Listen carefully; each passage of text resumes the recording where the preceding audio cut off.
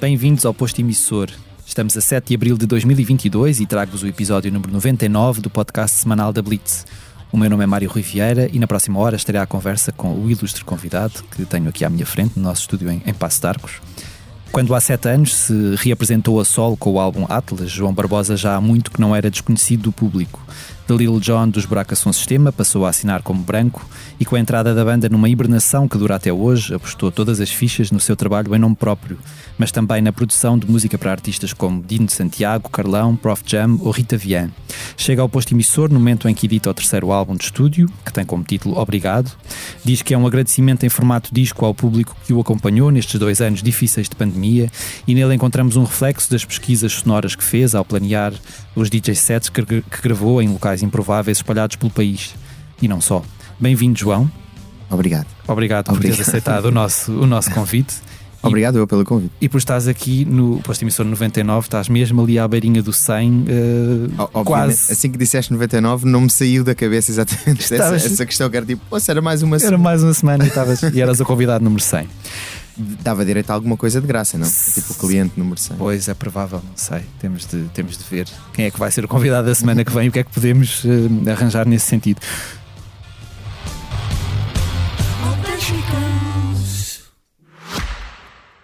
Francisco, é um prazer estar aqui consigo. Se descobre a si próprio como poeta? Essa é uma pergunta muito difícil de responder. Eu sou uma parte do braço que ele deixou para pôr em pé aquilo que ele Se queria. quiseres fazer um balanço da tua vida... Em contagem decrescente para os 50 anos do Expresso, Francisco Pinto Balsemão entrevista 50 personalidades ao longo de 2022. Não perca o podcast Deixar um Mundo Melhor, disponível em todas as plataformas e em expresso.pt.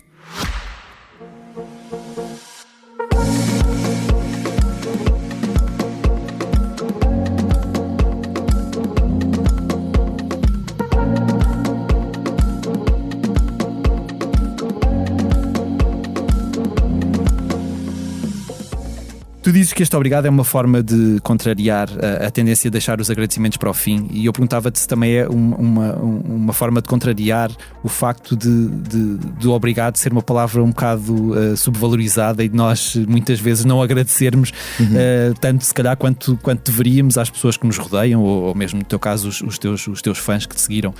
Este obrigado é uma palavra grande, apesar de estar estilizada como OBG, não é? Sim. É um bocadinho de várias coisas que relaciono-me com várias coisas da forma como descreveste o obrigado, mas acima de tudo, e se calhar começando aqui pelo lado mais generalista e social, eu acho que nós os portugueses em geral não têm assim muita facilidade em expressar sentimentos, não é? Tipo aquela coisa do eu amo-te, obrigado, etc, gratidão, tudo isso. E desculpa, exatamente. E nesse sentido achei interessante cortar aqui as coisas a meio, não é? Um álbum obrigado é seria quase automaticamente tipo um best-of. Obrigado por todo o vosso apoio durante a minha carreira, estão aqui os meus maiores hit singles e então pronto, a ideia foi contrariar um bocadinho isso e o que me levou mesmo a contrariar isso foi obviamente acabámos de viver estes 2 anos atípicos a nível de criação de música e de cultura em geral. E foi sentir que durante estes 2 anos não só as pessoas estavam ali e continuavam interessadas em ouvir o que é que havia para contar, que música nova é que havia para ouvir, que set novo é que estava para sair, etc. Como também se calhar ainda essa audiência aumentou. E isso foi muito interessante perceber esse processo e conseguir decifrar um bocadinho o que é que estava a acontecer e perceber que acima de tudo aquilo que estava a acontecer era quase que uma validação a nível de produção e a nível das ideias do João Barbosa em 1998 a produzir no computador do sótão da casa da Amadora, que eu já o fazia sozinho, da mesma maneira que fiz a produção sozinha, não é? Agora durante estes 2 anos. Portanto, foi quase como também o ciclo, não é? O completar desse ciclo. Tu estavas aí a falar dessa questão de repente a tua audiência até ter aumentado de alguma maneira. Esta forma como tu tiveste de trabalhar de uma forma mais digital para te aproximares das pessoas, fez com que tu olhasses também com outros olhos para todas estas ferramentas que se calhar, quer dizer, andando sempre em viagens e a dar concertos, se calhar nunca tinhas parado tempo suficiente para perceber, as redes sociais efetivamente são uma ferramenta que, se bem usada, pode ser muito interessante para um artista, e não só as redes sociais, todas as ferramentas que a internet tem ao nosso dispor. Tu apercebeste disso melhor agora neste período? Sem dúvida. Eu acho que se calhar aqui até é mais o quão longe consegue ir o potencial, porque eu acho que desde o tempo do início de Buraco Ação Sistema, que Buraco Ação Sistema começou naquela era MySpace, em que havia, não é, o top 8 e todas essas figuras que eram importantíssimas. Nós estávamos no top 8 da MIA, por exemplo. Até isso era o dia que ela decidiu colocar-nos no top 8, foi o melhor dia do mundo. E então desde sempre, e mesmo a nível de YouTube, também sempre tentámos estar presentes e fazer vídeos e tentar de alguma forma, obviamente no meio de uma autogestão de uma banda, não sei o quê, nem sempre é fácil ir, não é? Uma pessoa ou já é naturalmente a pessoa que contribui e que faz isso, ou então sendo várias pessoas, nem sempre é fácil a história das redes sociais, porque é sempre uma entidade que está a falar, não é uma pessoa, não é um... Mas eu sinto que acima de tudo aquilo que me apercebi, que eu acho que é se calhar a coisa mais interessante e que deu para mim se calhar aqui o clique é que é o quão está já esquematizado o processo mesmo de legitimação das músicas e das verificações dos temas que são a ser tocados. Por exemplo, assim que eu coloco um set no YouTube, o YouTube automaticamente vai buscar a informação de todas as músicas que eu estou a tocar, caso elas já tenham saído, se ainda não saíram, não.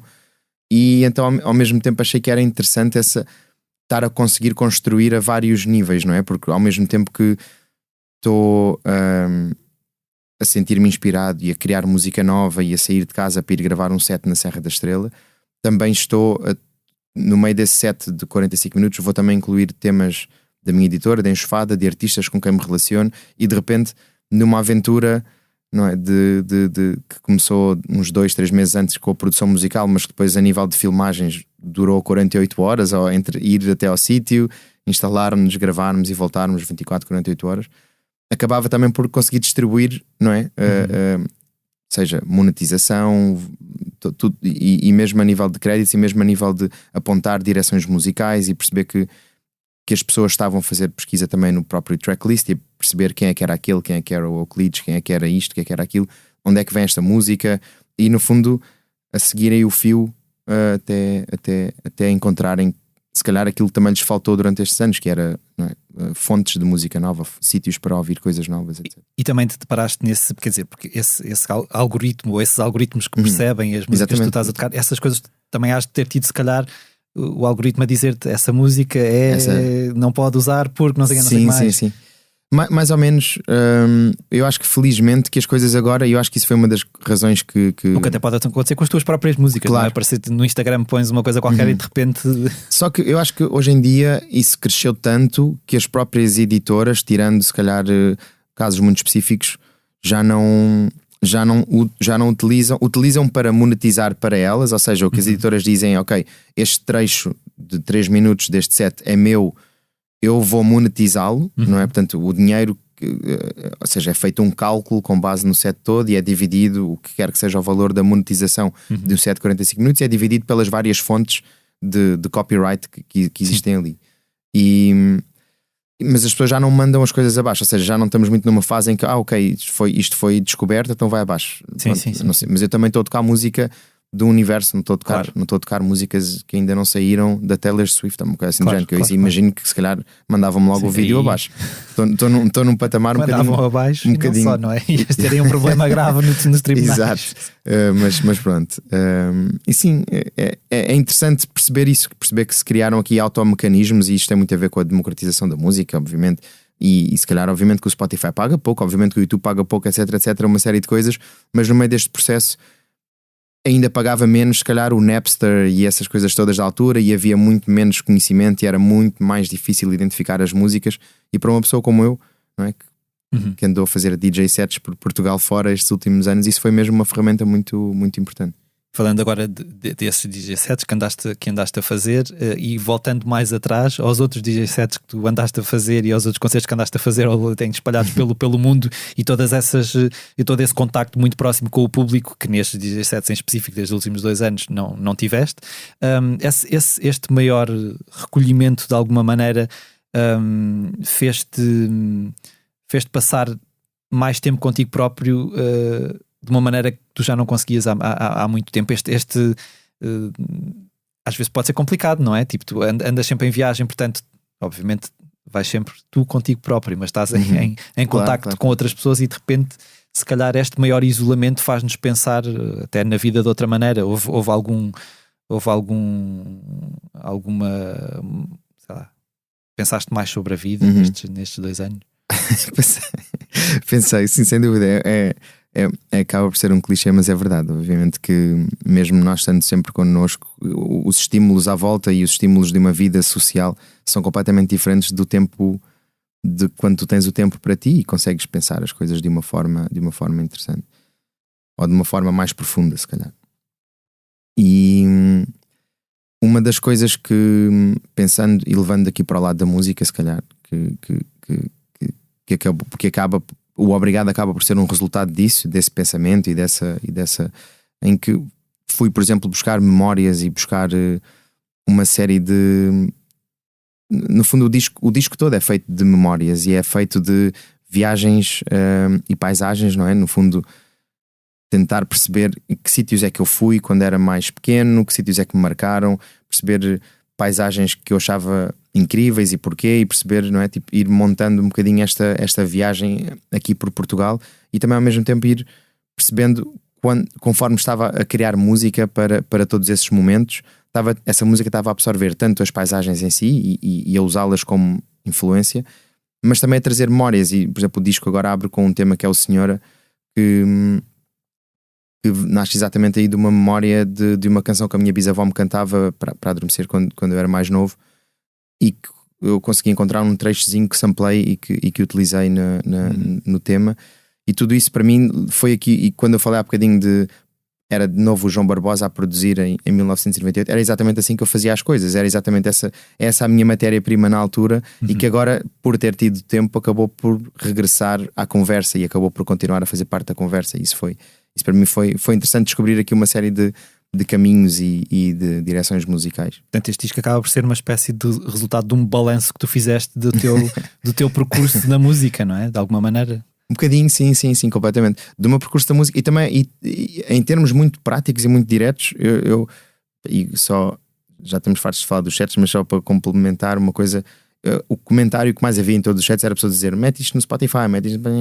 O que, pronto, não é prático, porque são músicas que não são todas minhas, etc. Mas, portanto, então, não é um resultado muito direto de dizer assim: ok, então vou agarrar nas composições originais que foram feitas para estes momentos todos e colocar tudo no Spotify e chamar-lhe um álbum. E foi se calhar o primeiro álbum que eu, quando decidi fazer um álbum, já tinha mais de metade da música feita, porque até agora os meus álbuns começaram sempre com uma ideia, com um conceito, com uma viagem, com um momento, com um estúdio, com alguma coisa.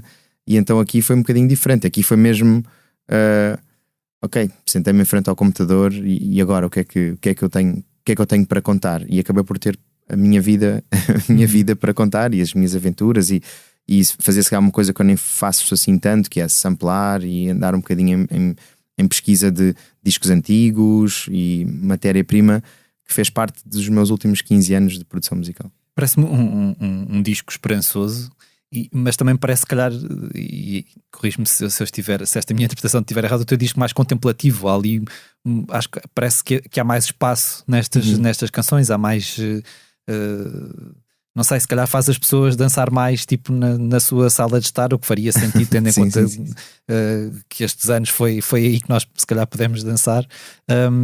Tu sentes que é um disco mais contemplativo nesse sentido, que é menos, não diria menos dançável, mas menos direto e mais pensativo, se calhar até. Sim, completamente. Eu acho que só o facto de ter sido, muita da música ter sido, não é? Muita da criação musical ter sido feita para dar música a paisagens, só isso já de si é um ato contemplativo, não é? Imaginar, antes de chegar a um sítio, imaginar que queria fazer um remix do Ao Longe o Mar de Madre Deus para abrir um set da Serra da Estrela, e depois a música que iria tocar a seguir a set, tudo isso estava mais ou menos já pensado para ser super contemplativo, e toda a recolha de imagem, etc. Tudo isso complementou tudo, e o disco é exatamente um resultado de vários momentozinhos desses que eu fui partilhando.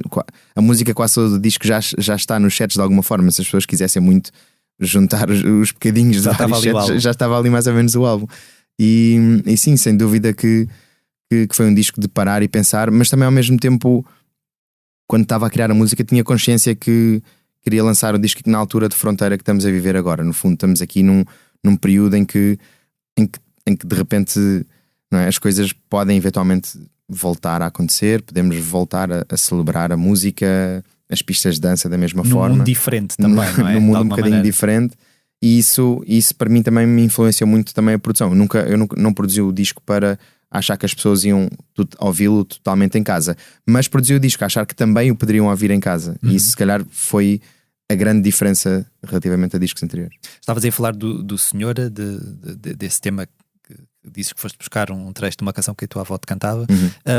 Eu acho que é a primeira vez que eu te ouço a ir buscar alguma tradição à música portuguesa. Quer dizer, tu já as tuas influências são obviamente globais e tudo em todas as partes do mundo caberá na tua música, mas se calhar de uma forma mais direta foi a primeira vez que eu te vi.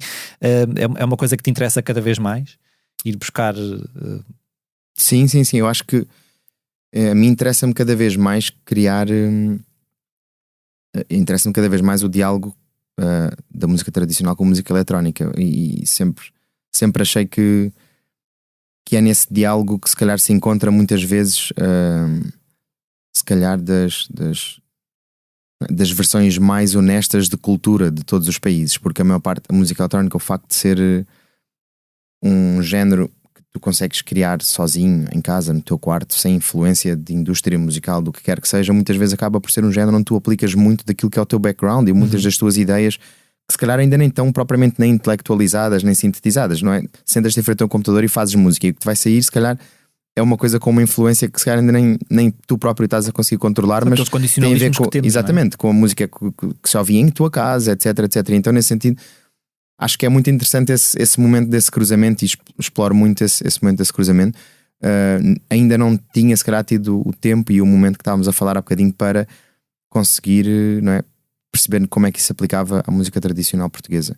E sinto que obviamente que neste disco existem alguns momentos desses, mas também consigo olhar para o trabalho que fiz, por exemplo, com a Rita Vian e ou com o Pedro Mafama, e a forma como eles são artistas novos, uma geração nova que tem uma perspectiva completamente diferente e que está a criar música nova. Não é necessariamente música antiga, renovada, não, eu acho que é mesmo música nova, e isso para mim é super interessante perceber que existem esses dois universos, não é? Tanto dá para ir samplar, trabalhar, usar patterns rítmicos e adaptar, ou o que quer que seja, como dá para criar um formato completamente novo.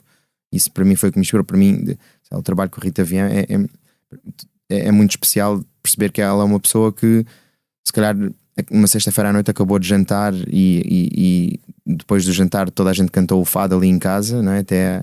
E depois ela à 1 da manhã foi para o Lux e viu um concerto de Buraco Ação Sistema. E o que acontece nesse cérebro, a criação musical que vai acontecer de uma pessoa, não é, que tenha feito essa experiência, vai ser sem dúvida muito interessante, e eu estou muito curioso para ouvir o que é que vai ser e para ver realmente o crescimento dela, porque eu acho que a exposição foi muito a coisas muito diferentes e a mundos completamente diferentes, mas que no fundo vão todos fazer a mesma coisa porque aconteceram na mesma noite, na mesma cidade, não é? Tipo... E agora voltando bem lá atrás, eu acho que nunca te fiz esta pergunta: como é que a música se cruzou na tua vida? Como é que a música apareceu como uma coisa importante na tua vida? Foi mesmo através da produção da produção da música e de computadores, e de perceber que conseguia criar a música que eu queria com software. Que idade é que tinhas?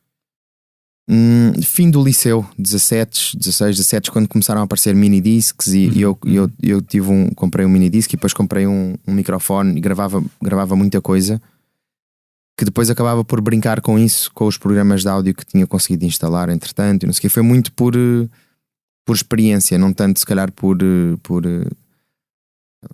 como é que eu ia dizer? Não tinha uma tradição musical de pessoas que faziam música ou que ouviam música. A minha casa tinha, se calhar, do lado do meu pai, assim, a mania das aparelhagens, sabes? Aquela coisa, tipo, tínhamos de ter sempre umas boas colunas e uma boa aparelhagem, e era certinho que sábado ou domingo de manhã ouvia-se o sol dos Dire Straits muito alto, né? Tipo, não havia outra forma para acordar a não ser assim. E pronto, era por aí. Portanto, isso talvez me tenha puxado para o lado técnico, não é? Para o conhecimento técnico de estúdio e engenharia de som, etc. E a tua família incentivou-te quando tu pensaste que querias fazer música, ou terceram um bocado o nariz no início e com aquela história que se ouve muitas vezes, tipo, isso não é vida para ninguém, ou uma coisa do género? Como é que acolheram essa? Acho que foram democráticos no sentido de dizer, ok, podes fazer isso, mas tens que continuar a estudar e tens que continuar a ter sempre um bocadinho um segundo plano sempre presente. E qual era o segundo plano? Eu acabei por tirar Direito na faculdade.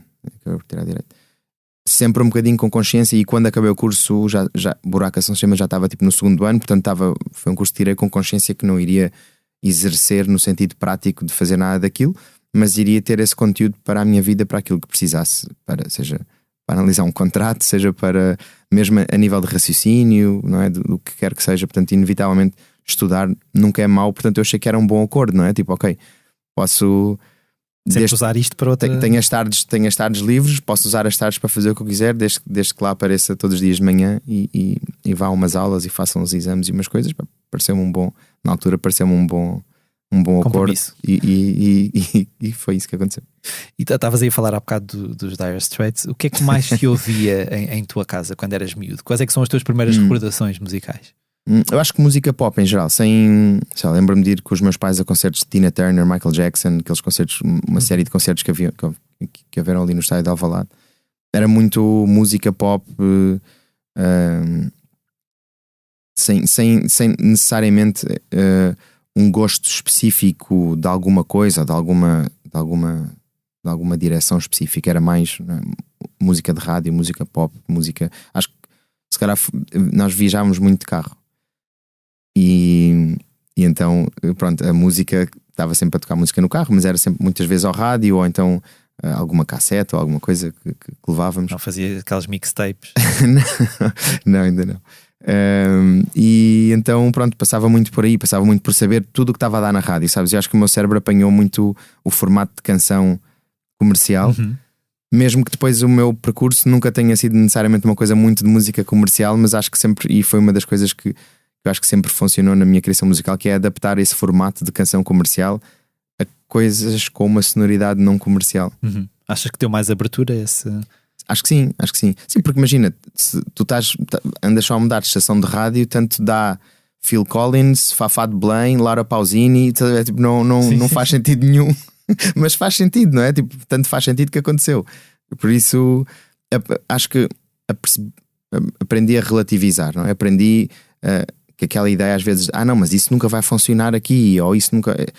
Que isso eram só pessoas que estavam a tentar ter menos trabalho para uma coisa qualquer. Porque na realidade tudo pode funcionar em todo lado e não há regra absolutamente nenhuma para nada. O resultar ou não resultar, e mesmo, quer dizer, há muitos músicos que acham que tipo, eu não vou por aí porque se calhar as pessoas vão achar que... Completamente. Estou a ser demasiado comercial, olha, ou estou a ser demasiado não sei o quê. Esses partilhos tu não os tens. Inevitavelmente tenho. E exatamente começar por falar numa coisa que é este disco, o Obrigado, é muito mais instrumental que os outros todos. E não é porque eu não queira sempre fazer música instrumental, eu quero, mas inevitavelmente o meu cérebro dizia tipo, sempre que era preciso ter alguma calma em estar a fazer um álbum de 80% instrumental, independentemente de eu ter milhares de beats que nunca utilizei em momentos de álbuns anteriores, exatamente porque não imaginei uma voz ali em cima. E sem dúvida que este momento e o acompanhar das pessoas, aquilo que estávamos a falar no início, para quem é que era o Obrigado, deram-me confiança para fazer este disco instrumental. Portanto, sem dúvida, mesmo ao ouvir uma panóplia gigante de música pop diferente, eu continuo constrangido e continuo sempre a ter essas limitações. E quantos discos é que tens em casa? Tens noção? tenho entre CDs e discos, porque eu também tenho muitos CDs, porque acho que no fundo cresci mais na era mesmo do CD. Entre CDs e discos, talvez uns 300, uma coisa assim do género. Não sou assim um super colecionador, contudo, de ir atrás do disco, não sei onde, escondido ali, não sei o quê, não. É mais, tem uma. E sinceramente, a parte do digital para mim é perfeita. Eu quase que nem toco nos. É mais quase memorabilia do que propriamente coisas para ouvir. Era isso que eu te ia perguntar, porque quer dizer, atuando enquanto DJ, para as tuas costas há de ser muito melhor o facto de não teres de levar os vinis atrás e os CDs atrás. Ainda tenho a minha mala que eu costumava usar, levar os vinis para tocar. Eu fazia tipo noites de não sei quantas horas no bairro alto, tipo no clube da esquina, e se diz assim, tipo 6 horas de música. Tinhas de tocar os dois lados do disco, não havia hipótese, porque nunca irias conseguir levar tipo 3 malas de discos. Transformei a mala de discos num vaso com uma planta. Muito bem. Com uma planta. Portanto, continua a fazer parte da minha vida, mas de outra forma. Mas por outro lado, a pen ou a nuvem não tiram algum romantismo também à coisa? Eu acho que há momentos para tudo, sem dúvida. Cada vez mais tu ouves falar, ou pelo menos de vinyl bars ou coisas tipo, meio que o conceito vem um bocado do Japão. Entras e é um bar em que só se toca vinil, e é o próprio proprietário que tem tipo a sua própria coleção toda exposta e vai tocando uns temas, e dependendo do que é que as pessoas querem ouvir, não sei que coisa assim, conceitos desse género que já existem também em Lisboa e por aí. Eu acho que existem momentos para noites assim, existem momentos para outras noites completamente mais desarrumadas. Eu não tenho muitos preciosismos desse tipo, de achar que a música tem que ser tocada daquela forma, não sei o quê. DJs que não tocam MP3 e coisas do género sempre me fez um bocado de confusão. Aquela ideia de que o som do vinil tem aquela coisa mais orgânica, a sujidade, não é eu acho ótimo, e se calhar é verdade. As pessoas que acreditam realmente nisso, pronto, tudo bem. Eu acho é que às vezes eu gosto também de ser prático e tudo certo. E nessa coleção de discos que tu tens, há algum que seja assim, que tenha um valor maior, quer seja mesmo monetário, mas particularmente emocional? Há algum que seja assim, aquele disco que tu tens efetivamente orgulho de ter na tua coleção? Várias coisas. É muita música de muitas eras diferentes, mas por exemplo, e isto é uma coisa meio complicada, ou seja, os discos em si são uma série de discos que saíram meio complicados, mas pronto, vou simplificar. Acho que Miles Davis in a Silent Way é um disco que eu ouço muitas vezes ainda hoje em dia, seja em digital, seja em agarrar no vinil e pô-lo a tocar de vez em quando. Acho que a suavidade e a textura como ele trabalhava a música foi uma coisa que eu sempre adorei e tentei importar para mim de alguma forma, não através do estilo, obviamente não através do jazz nem do estilo, mas através das texturas tipo redondas, smooth, tipo, sempre fui um bocadinho atrás disso, e esse disco sempre foi um disco que ouvi muitas vezes sem parar. E aquela ideia, e estávamos aí a falar da questão de ser mais fácil atuar enquanto DJ, não tendo de levar os discos todos atrás e não sei o quê, aquela ideia que corre muito e que as pessoas têm o DJ só vai ali, carrega no play e põe as mãos no ar e está tudo tranquilo e não sei o quê. Tu consegues perceber porque é que as pessoas claro, pensam isso, ou achas que de alguma maneira também desvaloriza um bocadinho aquilo que é o métier de um DJ? Consigo perceber totalmente, e até me relaciono muitas vezes, porque sei lá, isto já teve tantas fases, mas inevitavelmente uma das fases, se calhar posso falar da fase em que eu comecei. Quando eu comecei, o que se valorizava muito nos DJs era terem música que ainda mais ninguém tinha, né? Seja feita por eles ou seja feita por amigos deles. Eu cresci um bocado na cena do drum and bass e do dubstep, então a ideia era chegares com um tema que mais ninguém tivesse, e as pessoas, ficava toda a gente louca na pista porque já tinham ouvido falar que aquele tema existia, porque já não sei quem tinha tocado não sei o quê, e dropavas esse tema e tipo, pronto, acabava tudo.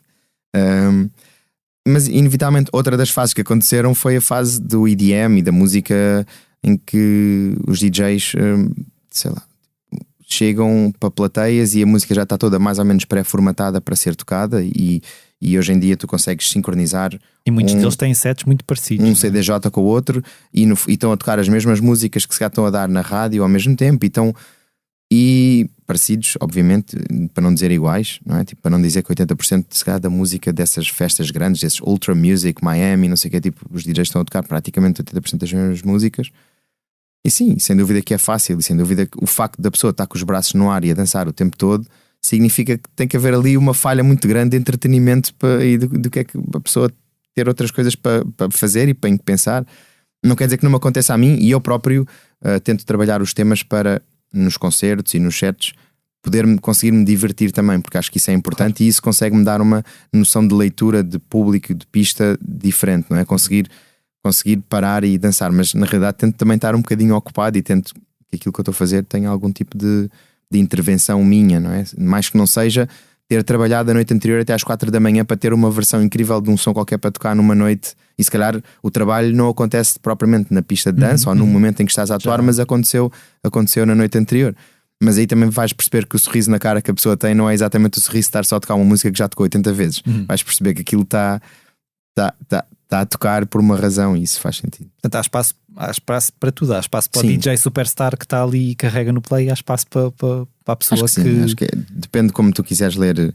Eu sempre, por exemplo, agora nos meus concertos acabei por transformar os meus DJ sets em concertos e em performances audiovisuais, e estou a misturar o áudio e o vídeo ao mesmo tempo. Então eu até tenho um bocado de dificuldade, porque eu acho que eu vejo fotografias de concertos e eu estou sempre com a cabeça enfiada ou no computador ou no controlador a ver o que é que está a acontecer, e às vezes tenho que me lembrar e olhar tipo para cima, porque não imagina o que é. Estava a tocar no outro dia no Super Boca Arena no Porto, as pessoas não estavam a gostar-me e eu nem estava a reparar, e eu imagino que é olhar para cima e as pessoas já se tinham ido todas embora.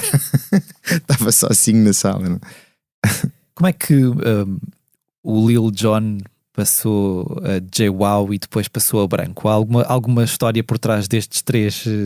Várias crises de identidade. O João eu percebo porquê, porque quer dizer, certamente que fora de Portugal toda a gente dizia João em vez de João. JWoww, era. Foi muito por aí.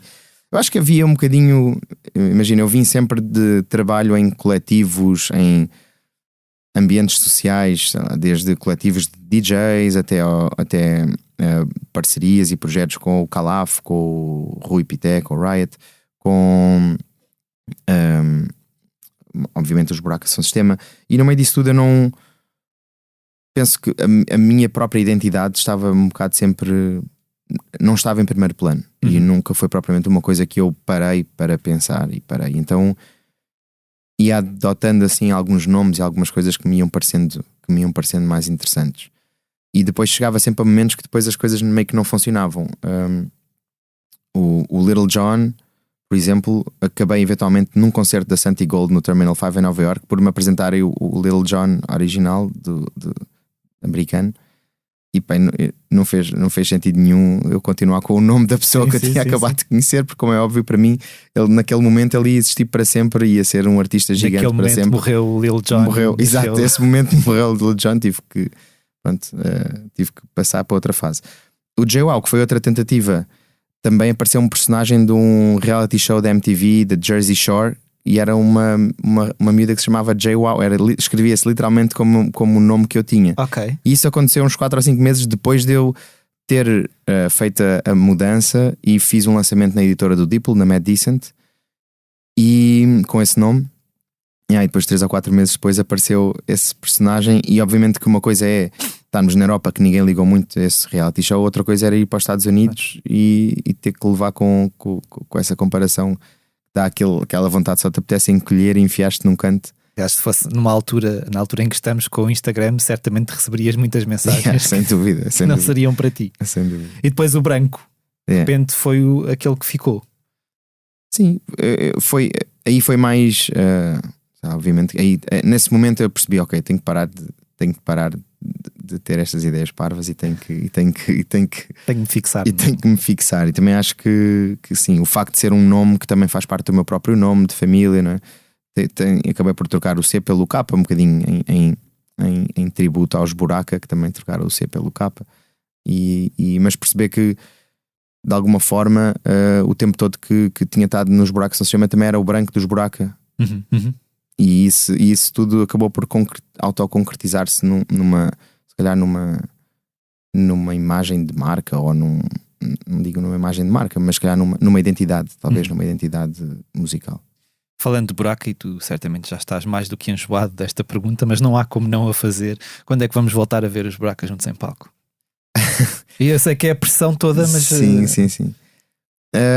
Não temos mesmo nenhum plano. Acho que estamos inevitavelmente as pessoas acabaram por fazer aquilo que era o objetivo na altura, de plantar uma série de sementes e avançar com projetos completamente novos e que levaram e a levarem aquilo que era a narrativa e a história que nós já tínhamos no projeto Buracação Sistema noutras direções e a juntá-las com outras coisas. Obviamente a Bleia tem uma carreira gigante, o Rui tanto de produção como Bateu-Matou, o Calaf também a escrever e agora também por trás de tudo o que está a acontecer com o Dino de Santiago, e o André também sempre a produzir e estúdio, uma pessoa mesmo. O André virou mesmo tipo um super produtor de uma série de artistas, e eu acho que as pessoas estão todas bem e felizes. Não é uma coisa que esteja assim muito presente. Eu acho que a ideia e o que fizemos o ano passado foi com o Buraca Forever é ir celebrando os marcos e ir tentando manter com que a memória de Buraca se mantenha interessante e se mantenha relevante, e pensar que aqueles 10 anos que nós tivemos a tocar tiveram, sendo de alguma forma, algum impacto no cenário cultural e musical de Portugal e arredores. Portanto, se aparecer um Nós Alive como apareceu aos da Weasel, vamos então, é uma coisa que vocês ponderariam fazer, ou neste momento era preciso uma razão muito... Ou seja, nem estou... Eu acho que teria que ser mais do que só uma proposta. Eu acho que teria que ser uma razão, de alguma forma. Alguma coisa, alguma causa, alguma coisa que se acreditasse, alguma coisa que quiséssemos de alguma forma potenciar, dar voz para... Mas isso sou só eu a achar. Não quer dizer que o resto das outras pessoas todas estejam sequer em sintonia. É só uma opinião minha. Isto leva-me a uma... Pelo menos isso motivaria mais do que só o lado económico. Isto leva-me a outra questão, e tendo falado dos da Weasel no Alive, eu acho que é uma conversa cada vez mais premente, e acho que é importante ter esta conversa, que é olharmos para os cartazes dos festivais e percebermos que, por muito grande que uma banda portuguesa ou um artista português seja, nunca chega a cabeça de cartaz num festival grande, não é? A não ser festivais que são exclusivamente dedicados à música portuguesa. O que é que tu achas que precisa de acontecer para os promotores de grandes eventos perceberem que, se calhar, olhar para a música portuguesa com olhos mais... maior valorização, não é? De certa forma. Eu acho que isto aqui, eu acho que uma das questões relativamente a isso e acaba por ser uma pescadinha de rabo na boca, não é? Aquela expressão meio, não me consigo lembrar de outra melhor, mas que é a banda só chegaria à cabeça de cartaz de um festival se fosse dada essa oportunidade noutro festival e conseguisse provar que teria funcionado, não é? E se calhar tivemos a sorte de o conseguir fazer com Buracação Sistema, em chegar a palcos, não é a palavra certa, obviamente que há palavras mais muitas para isto, mas a chegar a palcos principais de vários eventos não focados só em música nacional. E o facto de termos conseguido chegar foi exatamente porque outros promotores conseguiram perceber que funcionava. Ok, isto funcionou, não é? As pessoas continuaram, as pessoas vieram ver isto especificamente e esta relação criou-se. E no fundo as oportunidades criam outras oportunidades. Eu acho que se calhar aqui o primeiro passo é mesmo esse de pensar, ok, isto pode ainda não estar 100% lá, mas vamos criar esta oportunidade porque isto vai ficar inevitavelmente, não é? E tu, se pensares em festivais como em festivais muito grandes e que nós tivemos a oportunidade de participar, e eu próprio também já tive a oportunidade de participar, que são festivais que fazem uma justaposição entre coisas enormes e coisas não tão grandes, umas a seguir às outras em palcos grandes. Esse conceito normalmente funciona sempre bem. Acho que é mais uma questão às vezes de sensibilidade e de saber informar as pessoas do que é que está a acontecer. Portanto, eu acho que acima de tudo, inevitavelmente, e acho que cada vez menos, mas eu acho que ainda sento um bocadinho aquela ideia, ainda está presente em algumas gerações que operam a música e culturalmente em Portugal, a ideia de que era uma frase que nós ouvíamos muito no início, é tipo, isto tem qualidade, isto nem parece português. E eu acho que de alguma forma ainda existe um bocadinho em alguns cantos, em alguns recantos do panorama cultural, mas eu acho que inevitavelmente tem que morrer e vai morrer, porque óbvio que tem qualidade, é óbvio que é igualmente bom, até melhor e mais diferente, e só ainda não tomou conta do mundo porque ainda há uma série de, se calhar, mecanismos técnico-profissionais e de indústria que ainda não souberam agarrar naquilo que é a música de expressão portuguesa mundial e catapultá-la para o centro do mundo. Mas achas que estamos perto de assistir a uma... Isto é parvo, é redutor, mas pronto, a uma Rosalía portuguesa, por exemplo? Acho que já estivemos bem mais longe. Sim, eu acho que é uma questão de tempo. E seja uma Rosalía portuguesa ou uma Anitta portuguesa ou a própria Anitta brasileira a chegar a número 1 do top global do Spotify, como chegou, mas em vez de ser em espanhol, em português. Eu acho que isso são tudo coisas que estão na iminência de acontecer, e eu acho que, acima de tudo, e é uma das coisas que eu mais tento potenciar, seja com a editora, seja com tudo, que é, não é? A reunião e aquilo que se consegue viver na cidade de Lisboa e transportá-lo de alguma forma para a música, para a cultura, e perceber o impacto que isso tem pelo mundo fora. Agora, voltando só um bocadinho atrás, aquela ideia que estavas a dizer, quer dizer, os Buraca pisaram palcos grandes em festivais portugueses. Tu sentiste que isso aconteceu também porque de repente os Buraca foram validados lá fora e participaram no Coachella, ou tiveram no Coachella, ou tiveram em Glastonbury? Tipo, achas que isso de alguma maneira também vem um bocadinho ao... Talvez abra, ou seja, talvez faça com que possam ter havido os primeiros bookings grandes, no sentido de, ok, essa validação também cria uma validação que eu consigo justificar, não é? Tipo, é possível alguém defender numa reunião de montes de gente que está a decidir quem é que vai tocar ou o que é que não vai tocar, seja num festival ou no que quer que seja, e dizer tipo, olha, eu acho que isto devia tocar porque isto. Pronto, e sem dúvida que aí está uma razão. Depois depois desses primeiros momentos, depois entra um bocado num ciclo em que já é o próprio impacto do grupo e da atuação do grupo que já fala por si só, e aí depois e por isso é que eu digo, não é? É preciso que aconteça uma vez para depois acontecer várias vezes. E, sei lá, eu lembro-me perfeitamente do concerto da Weasel no Sudoeste, foi gigante, foram vários concertos e os dois foram gigantes, e eu estava lá para ver da Weasel, tipo, obviamente vi outras coisas, mas uma das razões principais que eu fui era para ver da Weasel.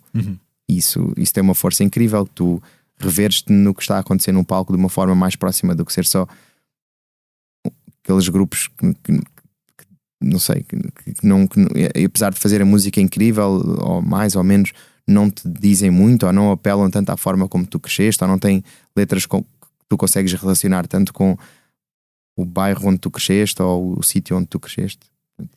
Agora falando de festivais, até porque estamos na fase em que começamos a regressar aos grandes eventos.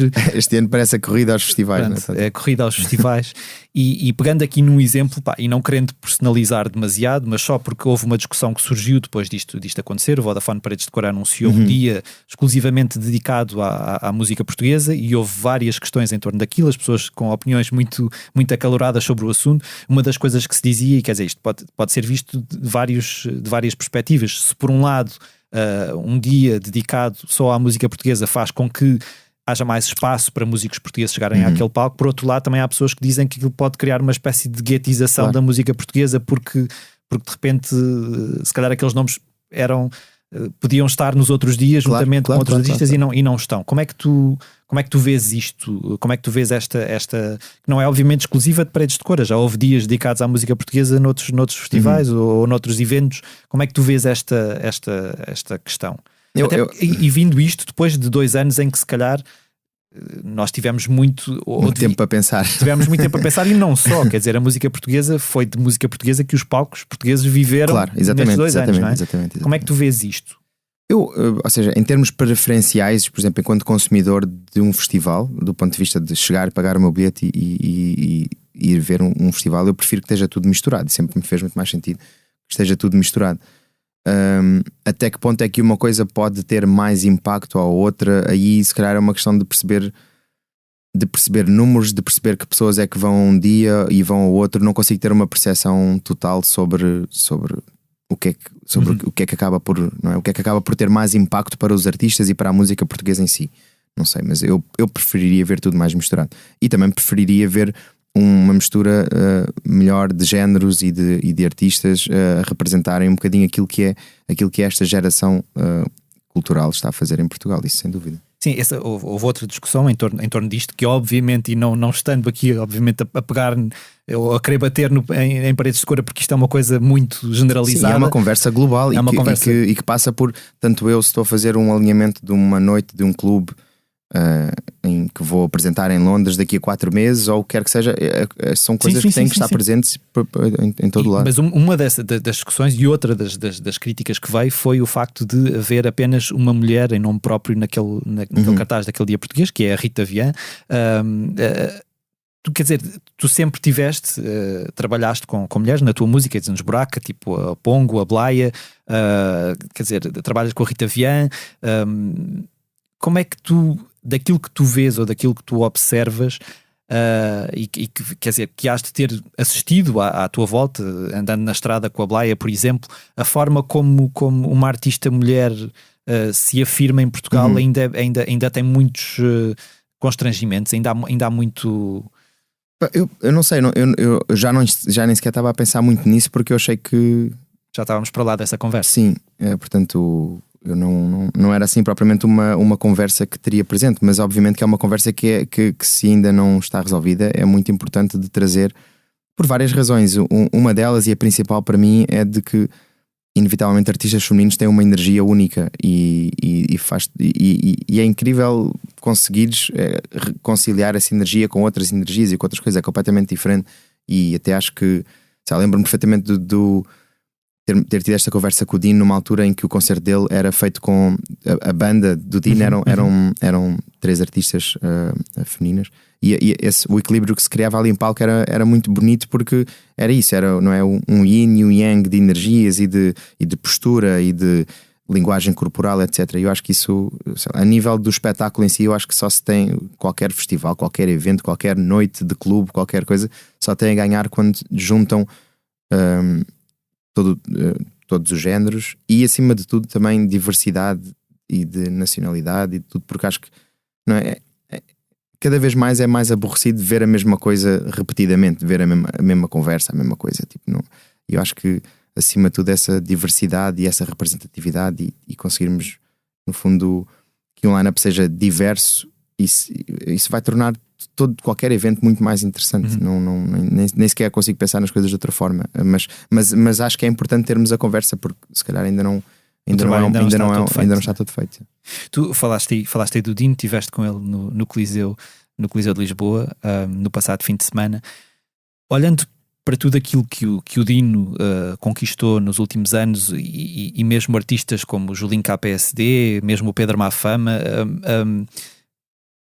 faz-te perceber que o trabalho que de alguma maneira os Buraca Som Sistema fizeram, até a partir pedra, no sentido de abrir a mentalidade para o público português, para outro tipo de sonoridades que venham de outros locais, mas que ao mesmo tempo tenham tido uma influência também naquilo que é a história da música e da cultura portuguesa, não é?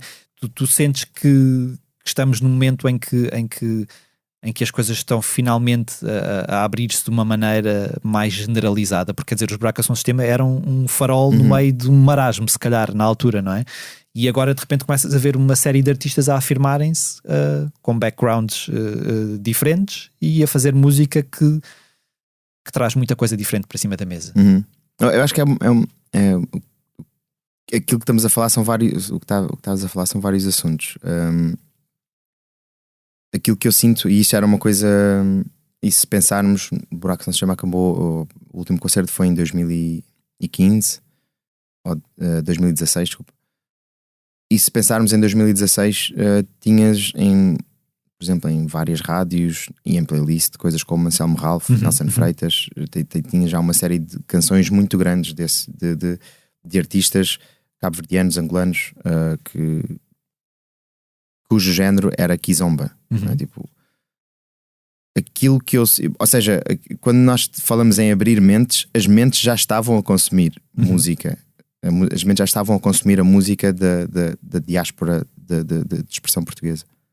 Quando vocês acabaram. Quando nós acabámos, mesmo a meio do processo, porque no fundo eu lembro-me perfeitamente de Buraca partilhar o palco, por exemplo, com grupos como Irmãos Verdade, por exemplo, que já são um grupo de kizomba, portanto, isso isso existia, isso estava presente, a mente já tinha esse espaço. Se calhar aquilo que não estava efetivado era uma intelectualização de que aquilo estava a acontecer. As pessoas não tinham essa consciência. Estava a dar uma música na rádio e as pessoas estavam a ouvir essa música, mas perceber, não é, perceber o impacto cultural que isso poderia estar a ter ou não. Isso se calhar são precisos vir artistas como o Dino, ou como que consigam de alguma forma sintetizar isso e conseguirem fazer-te pensar sobre o que é que tu tens estado a ouvir nos últimos 2 anos, e tu pensares que na realidade se calhar 50% da música que tu ouviste na Rádio Nacional, 50% da música nacional que tu ouviste na Rádio Nacional dos últimos 10 anos é de origem ou cabo-verdiana ou angolana. E isso é uma coisa, só ainda não foi pensado, não é? Tipo, obviamente o Dino é o que é hoje, mas também havia a Sara Tavares, só que se calhar nunca foi abordado de uma forma em que a Sara Tavares estivesse a dizer: olha, ok, isto é o meu statement, não é? E o Dino está a fazer disso um statement. Isso é importante que ele faça disso um statement, porque é importante que isso seja um assunto. É importante nós termos essa consciência, é importante termos essa intelectualização, porque isso, senão andamos a mentir a nós próprios há muito tempo e acabam por acontecer coisas meio parvas, e pessoas com opiniões meio parvas em que se calhar dizem isto e aquilo sobre determinadas pessoas, mas depois ligam o rádio do carro e vão ouvir uma coisa que vem exatamente de uma cultura que elas acabaram de dizer mal sobre. Isso não faz sentido absolutamente nenhum, e é uma hipocrisia muito grande que eu acho que se anda a viver. Portanto, eu acho que as mentes já estavam abertas, já estava tudo a acontecer. É preciso intelectualizar os mentes, é preciso informar de que já passámos essa fase, já não faz sentido. Não faz sentido isso. E agora, para terminar a nossa conversa, quais é que são os teus planos para o futuro mais próximo? Já tens viagens marcadas?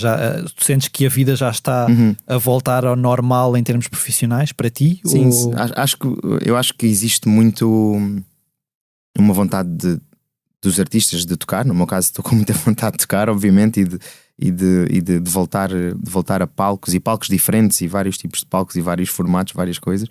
E acho que existe também muita vontade das pessoas de viverem e de dançarem. Senti muito isso por todas as mensagens que recebi agora depois do concerto do Super Boca Arena no Porto, que para muitas pessoas foi a primeira noite que se entregaram totalmente à dança e a estarem com outras pessoas a dançar e não estarem preocupados.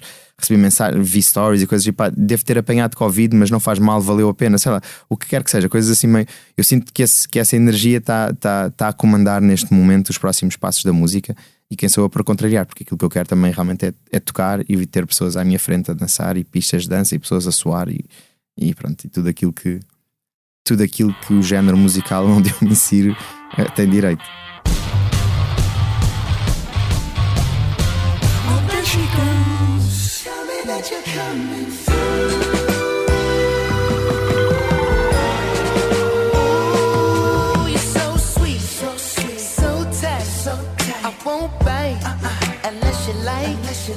If you smoke, I got the haze. And if you're hungry, girl, I got the lace. Ooh, baby, don't keep me waiting. There's so much love we could be making. I'm talking kissing, cuddling. Apesar de mais discreta do que a dos Oscars, a cerimónia dos Grammys marcou esta semana por várias razões. Jon Batiste, os Silk Sonic de Bruno Mars e Anderson .Paak e Olivia Rodrigo saíram de Las Vegas com vários prémios, mas a estrela maior da noite foi Volodymyr Zelensky, presidente da Ucrânia, que num discurso sentido pediu ao mundo que não fique calado sobre a invasão da Rússia ao seu país. Digam a verdade sobre a guerra nas redes sociais, na televisão, apoiem-nos de qualquer forma que puderem, mas não fiquem em silêncio, apelou Zelensky antes de John Legend interpretar a canção Free, acompanhado por 2 artistas ucranianas. A cerimónia ficou ainda marcada por homenagens a Taylor Hawkins, falecido baterista dos Foo Fighters, relembrado não só pelo apresentador Trevor Noah, como por Billie Eilish, que atuou usando uma t-shirt estampada com a cara do músico. Os Foo Fighters, que cancelaram a sua atuação na cerimónia por razões óbvias, sagraram-se vencedores de 3 prémios, incluindo os de melhor álbum e melhor canção rock. Marcam também esta semana uma série de confirmações para os festivais de verão portugueses.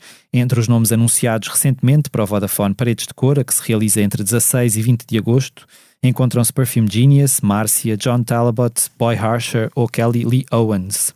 Mais a sul, no Meco, entre 14 e 16 de julho, o Superbox Super Rock vai receber uma atuação especial dos Capitão Fausto, com o maestro Martim Sousa Tavares, mas também um DJ set dos Foles e concertos de Golden Slumbers, Tourist e Claptone.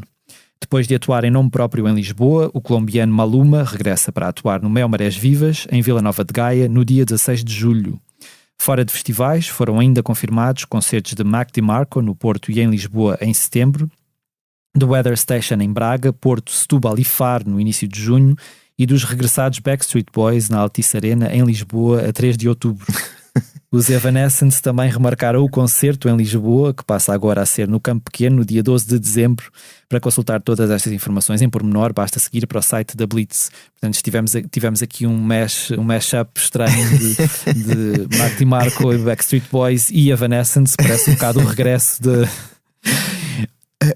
Tu vais atuar em festivais, tens o Sol da Caparica, sim, não é? Exatamente. Tu costumas ir a festivais naturalmente de verão para ir ver alguma coisa ou só vais quando vais em trabalho? Costumo ir se tem alguma coisa que me interessa ver, costumo ir. Acho que tento ir o máximo possível. Acho que o conceito de festival traz uma coisa muito boa, inevitavelmente, que é muitas vezes uma pessoa tropeça em música nova. Eu acho que isso é muito interessante. Sempre fui fã de entrar nas salas pequeninas dos festivais e tentar, muitas vezes entro e saio em 2 minutos porque não gosto do que está a acontecer, mas muitas vezes fico meia hora e acabo por descobrir uma banda nova, um artista novo, uma sonoridade nova, o que quer que seja. Quem sabe uns novos Backstreet Boys aí. Exatamente. Ou uns novos Evanescence. Eu lembro-me que o Buraco São Sistema tocou a seguir a Evanescence no Alive uma vez. Ok. Muito bem. Cruzaste foi com a Emily nos corredores. Tipo. Não, acho que é possível que sim.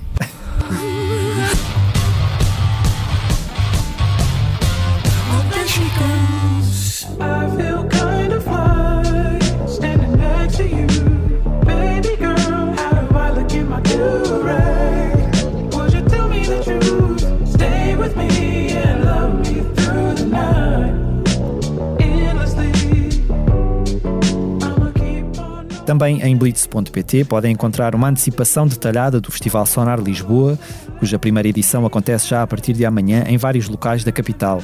Num artigo assinado por Rui Miguel Abreu, contamos-lhe a história do festival, que nasceu em Barcelona em meados dos anos 90, e os detalhes desta chegada a Portugal quase 30 anos depois. Outro artigo que poderá ler em exclusivo no site da Blitz é um perfil com a entrevista do norte-americano Thundercat, que pisará o palco do Sonar esta sexta-feira, levando consigo as canções do mais recente álbum It Is What It Is. Antes de iniciar o seu percurso em nome próprio, há pouco mais de 10 anos, Thundercat integrou a formação dos Suicidal Tendencies, tendo também criado nome ao trabalhar com artistas como Erykah Badu, Flying Lotus ou Kendrick Lamar. Deixo-lhes também outras 2 sugestões de leitura no site da Blitz. Primeiro, a reportagem do concerto de Dino de Santiago, que já aqui falámos, no Coliseu de Lisboa no passado fim de semana, assinada por Paulo André Cílio e Rita Carmo. Descrita como uma noite de celebração para a música africana, mas também como uma noite de coroação de Dino, a hora e meia de espetáculo serviu para mostrar como o tradicionalismo se vai encontrando com a modernidade na sua música. A segunda sugestão que vos deixo é uma sumarenta entrevista de Miguel Araújo no momento em que acaba de editar Xalala, o novo álbum de estúdio. Além de nos confessar que a sua grande luta é continuar a não ser famoso, o músico nortenho fala-nos da vontade de fazer menos concertos, da relação criativa com António Zambujo e dos 6 anos sem Os Azeitonas, banda com a qual se apresentou ao público.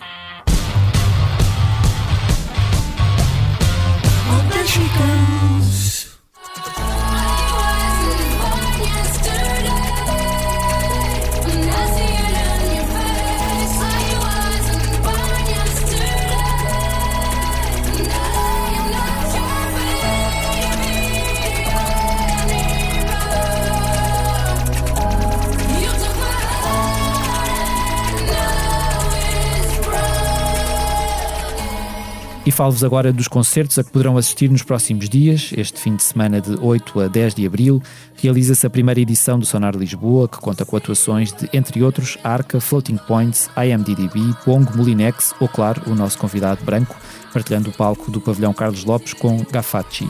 Esta quinta, 7 de abril, o brasileiro Ivan Lins, que recebemos no posto emissor na semana passada, atua no Teatro Tivoli em Lisboa, e a 8 de abril, na mesma sala, apresenta-se Rui Veloso em formato trio, repetindo a dose no sábado, 9 de abril, igualmente, no sábado, Diogo Pissarra sobe ao palco do Auditório Municipal Augusto Cabrita, no Barreiro. Rui Reininho leva as suas 20.000 éguas submarinas ao Teatro Cine de Torres Vedras. Tiago Betancourt sobe ao palco do Centro Cultural de Lagos e Rita Red Shoes apresenta o álbum Lado Bom no Teatro Virgínia, em Torres Novas. A 11 e 12 de abril, Rodrigo Leão e o seu Cinema Project estarão no Teatro Maria Matos, em Lisboa. João, além do Sonar, para lá do Sonar, que concertos é que tu já tens marcados? Olha, falámos do Sol da Caparica também no pico do verão. Depois vou com o Dino para a Espanha para fazer 3 espetáculos agora também no final de abril, início de maio, de Valência, Barcelona e Madrid. Berlim também já está marcado para setembro e está-se a confirmar agora uma série de datas sumarentas para usar a tua. Há quanto tempo é que tu não viajas de avião? A nível pessoal fui aproveitando algumas coisas em trabalho. Talvez a última viagem tenha sido um concerto também neste formato com o Dino Santiago em Londres, num espaço que é chamado Earth.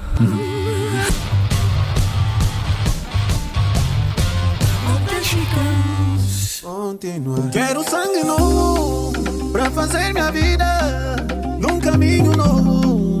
Vou fazer minha vida, yeah.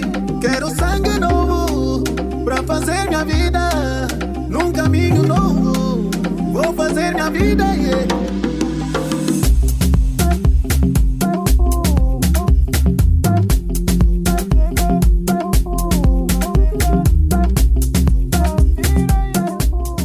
Chegamos ao final de mais um Posto Emissor. Fica o nosso agradecimento ao Branco por ter aceitado o nosso convite. Obrigado. Os temas de abertura e conclusão do Posto Emissor são da autoria de Legendary Tigerman. Eu sou o Mário Rui Vieira e a edição multimédia esteve a cargo de João Luís Amorim. E finalizamos com uma leitura, como sempre, do nosso convidado. Chegou o momento. João, o que é que nos trouxe este? Pronto, antes de mais, é preciso perceber que eu nunca fui uma pessoa de palavras e mesmo em termos dos concertos, a primeira coisa que eu tento dizer nos concertos é tipo, olha, eu vou-me só calar, vamos dançar e... mas ao mesmo tempo dizer obrigado. Exato, obrigado. Enquanto estás a fazer publicidade. Ao mesmo tempo sempre me rodeei de pessoas com muito jeito para palavras. Talvez a mais notória de todas, o Calaf, que eventualmente ainda conseguiu agarrar em todo o nosso, não é? Nas nossas experiências e com base nisso é oficialmente um escritor, não é? Com romances editados e tudo. Portanto é exatamente um texto do Calaf que eu trouxe e curiosamente é parte da letra, porque o texto é muito grande, é parte da letra do primeiro tema do álbum do One Week Project, Strategies of Survival, que saiu em 2004 e que foi se calhar tipo o meu primeiro lançamento oficial, mais sério. E o tema chama-se Sal e Cinzas. Ok. Eu, no meio da descoberta do texto para aqui, acabei por me deparar aqui com uma série de conceitos que eu acho que até hoje se mantêm tanto na minha atividade musical cultural como também nas coisas que o Calaf tem feito. Portanto, acho que de alguma forma este foi um pontapé de saída interessante, mas muitas destas ideias ainda são reais. Então, começava assim: de certa forma, isto é sobre o processo criativo. Tudo o que se move, o parar, movimento lento, barulho ou silêncio. Tudo o que nos envolve, amigos e inimigos, audição, visão, até quando se colabora, o sentido traz sentido. De onde vem a solidão? Não existem segredos, apenas nos mantemos em silêncio. Para que tudo seja dito através de objetos, eles reúnem a essência, o compromisso, a religião que querem que eu tenha, a revolução que querem que eu comece, a memória que querem que eu apague. Tudo se decompõe. Aí meu espanto. Cinzas, entre cinzas sal destas cinzas, fogo para a redenção. O fogo liberta, não existe uma segunda chance. É assim que comemos a tua arte.